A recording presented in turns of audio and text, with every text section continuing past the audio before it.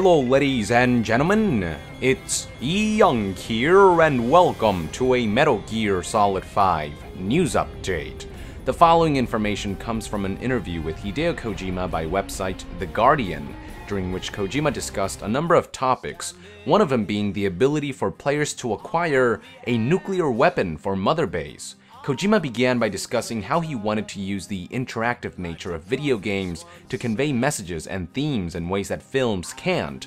That's when he revealed his plans to use Mother Base to convey the message of anti-nuclear weapons. He didn't want to just shout the message out to the players. Kojima explained that as each player's base expands, there will come a time in which the base will be large and formidable enough for the world to take notice. Foreign powers will fear its prowess and eventually resort to attacking Mother Base. It is around this time that players will have the option of acquiring a nuclear weapon in order to deter these attacks and to keep these foreign invaders at bay. By giving players the option to acquire nuclear weapons and to become involved with deterrence, Kojima hopes to illustrate to them the cycle of nuclear weapons and what inspires people and nations to enter that system.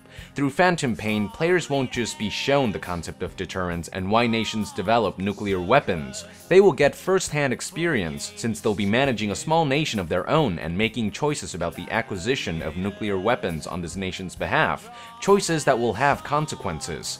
I don't know about you, but to me, the concept of educating people in such a manner sounds really cool, and it is really something that can only be done in video games. So now that Kojima has confirmed that players can acquire nuclear weapons in Phantom Pain, the first question that comes to mind is, what can players do with them?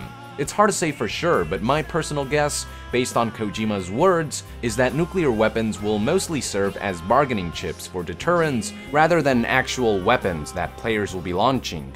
After all, giving players the ability to launch nukes willy-nilly would bring about the end of the world and create one hell of a time paradox. But who knows, maybe developers will find a way for players to launch nukes in a way that's balanced and makes sense. Maybe players can launch nukes and target unpopulated areas to threaten enemies and show them Diamond Dog's prowess, making them less likely to attack Mother Base. And perhaps threatening the enemy in this manner also comes with the risk of backfiring and pissing them off instead, making them more likely to attack Mother Base. Regardless of whether nukes can be launched or not, the fact that players will be making choices about their nuclear arsenal and getting involved with deterrence seems to suggest that Phantom Pain's Mother Base management system will have political aspects to it.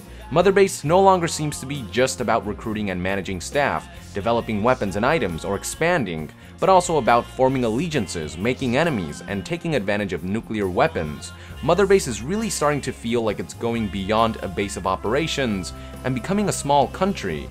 What do you make of all this? Do you think players will be launching nukes, or will players only be using them for deterrence? Will there be a political side to the Mother Base management system?